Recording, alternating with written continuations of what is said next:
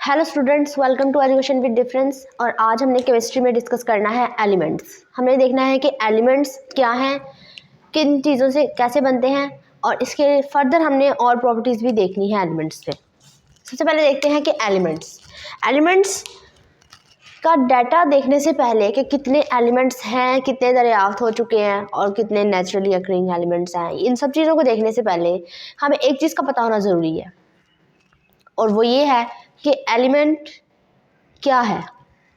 अब सबसे जो बुनियादी चीज़ की बात करें, सबसे जो बुनियादी किसी भी मैटर को बनाने के लिए जो बुनियादी चीज़ है वो है atom.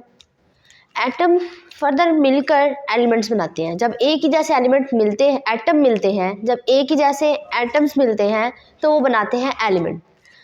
Same atoms combine to form an element, same atoms. और एलिमेंट का एक एलिमेंट में मौजूद एटम्स जो है वो सेम होते हैं और एटॉमिक नंबर भी इनका सेम होता है। नेक्स्ट बात करते हैं, सबसे पहले जो एलिमेंट्स दरियाफ्त हुए वो थे 9 एलिमेंट्स। इब्तदाई दौर में जब एलिमेंट्स दरियाफ्त हुए वो थे 9 एलिमेंट्स। उसके बाद फर्दर डिस्कवरीज होती गई और फिर एलिमेंट्स की तादाद में इजाफा होता गया। सबसे उसके बाद 63 एलिमेंट्स जो हैं वो 19th सेंचुरी में, in 19th century 63 elements were discovered। 63 elements 19th century में डिस्कवर हुए। उसके बाद 118 elements जो अब टुडे 118 elements जो हैं वो डिस्कवर हो चुके हैं, जिनमें से 92 elements जो हैं वो नेचुरली अकरिंग एलिमेंट्स हैं। नेचुरली अकरिंग एलिमेंट्स, ये थी एलिमेंट्स का डाटा कि एलिमेंट्स कितने हैं, कब किस किस दौर में एलिमेंट कितने कितने दरियाफ्त हुए। नेक्स्ट हम देखते हैं metals, non metals and metalloids. ये है एलिमेंट्स की फर्दर क्लासिफिकेशन उनकी प्रॉपर्टीज़ की बेसिस पे। एलिमेंट्स की खसूसियात की बुनियाद पर उनको मेटल्स, नॉन मेटल्स और मेटलॉइड्स में डिवाइड किया गया। अब आपको इतना ये चीज़ पता होगी कि मेटल जो हैं वो, मेटल्स में एक प्रॉपर्टी है मेटल की कि इनमें बहुत ज़्यादा फ्री इलेक्ट्रॉन्स अवेलेबल होते हैं और वो इलेक्ट्रिसिटी के अच्छे कंडक्टर होते हैं। तो इसी तरह नॉन मेटल और मेटलॉइड्स, इसकी फर्दर डिटेल हम पढ़ेंगे, लेकिन फ़िलहाल क्लासिफिकेशन जो एलिमेंट्स की है वो उनकी खसूसियात, उनकी प्रॉपर्टीज़ की बेस पे metals, non metals and metalloids में की गई। नेक्स्ट है सिंबल ऑफ एलिमेंट। सिंबल कहते हैं अलामत को। किसी भी एलिमेंट को हमने अगर एक्सप्रेस करना हो, जाहिर करना हो, तो उसके लिए हमें एक सिंबल चाहिए, एक अलामत चाहिए कि किसी भी एक स्पेसिफिक एलिमेंट का ये सिंबल है। जैसे अगर हम सोडियम की बात करें तो सोडियम का symbol, this is a sodium but we need a symbol also to represent sodium. Sodium को रिप्रेजेंट करने के लिए हमें सिंबल की ज़रूरत है। तो सिंबल क्या है सोडियम का? Na is a symbol of sodium. इसी तरह हाइड्रोजन का सिंबल H है, क्लोरीन का सिंबल Cl है। मुख्तलिफ एलिमेंट्स जो हैं, जितने भी एलिमेंट्स हैं उनके सिंबल्स बनाए गए ताकि उनको एक्सप्रेस किया जाए इजीली। नेक्स्ट है वैलेंसी। वैलेंसी किसी भी एटम की वो सलाहियत है, वो कैपेसिटी है, या आप कह सकते हैं किसी भी एटम की एबिलिटी है कि वो इलेक्ट्रॉन के दूसरे एटम्स के साथ किस तरह इलेक्ट्रॉन को एक्सचेंज करके बॉन्ड बनाता है। जैसे अगर हम बात करें, ये एक एटम की दूसरे एटम से मिलने की कैपेसिटी है, capacity of an atom to form a bond with an other atom। मतलब एक एटम दूसरे के साथ बॉन्ड बनाने की जो एबिलिटी है, जो कैपेसिटी है, वो उसकी वैलेंसी है। अब वैलेंसी डिपेंड करती है कि किस तरह वैलेंसी आयनिक कंपाउंड्स और कोवैलेंट कंपाउंड्स में चेंज करती है। जैसे अगर सबसे पहले वैलेंसी को क्लियर करना ज़रूरी है। अब मैं बात करती हूँ, अगर हम यहाँ पे मैं हाइड्रोजन एटम की अगर बात करूँ, हाइड्रोजन एटम, ये न्यूक्लियस है हाइड्रोजन एटम का। यहाँ पे न्यूट्रॉन प्रोटॉन न्यूक्लियस में होते हैं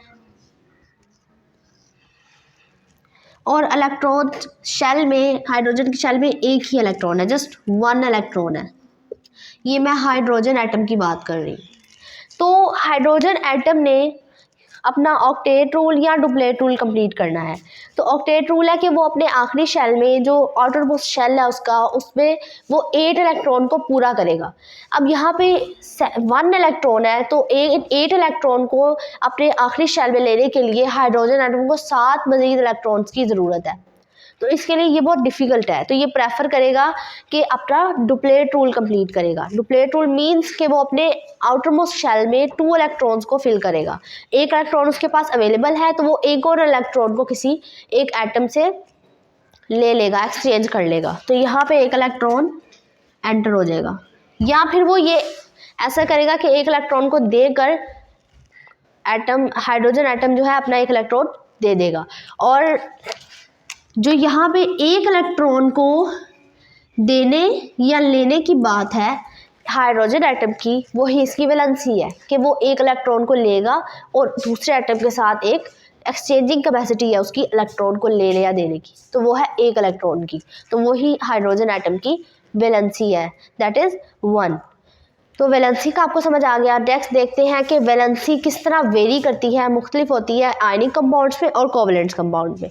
कोवलेंट कंपाउंड में ये होता है कि कोई भी एक एटम जितने मज़ीद हाइड्रोजन एटम्स के साथ बॉन्ड बनाएगा, और जितने हाइड्रोजन एटम के साथ बॉन्ड बनाएगा वही उसकी वैलेंसी होगी। जैसे एक एटम ने 4 हाइड्रोजन एटम के साथ बॉन्ड बनाया है, अपने साथ अटैच किया उनको, तो उसकी वो जो वैलेंसी होगी वो होगी 4, क्योंकि उसने 4 हाइड्रोजन एटम को अपने साथ अटैच किया हुआ है।